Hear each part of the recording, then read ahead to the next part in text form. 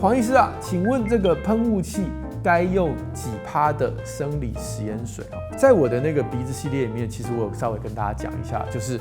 一般隐形眼镜用的生理食盐水0.9%，这样就 OK 了。那我先跟大家解释一下，为什么0.9% 叫做等张溶液、等张的生理食盐水，主要是它跟我们体液啊、血液的这个渗透压是一样的。那我这样子用喷雾这样蒸汽吸入治疗，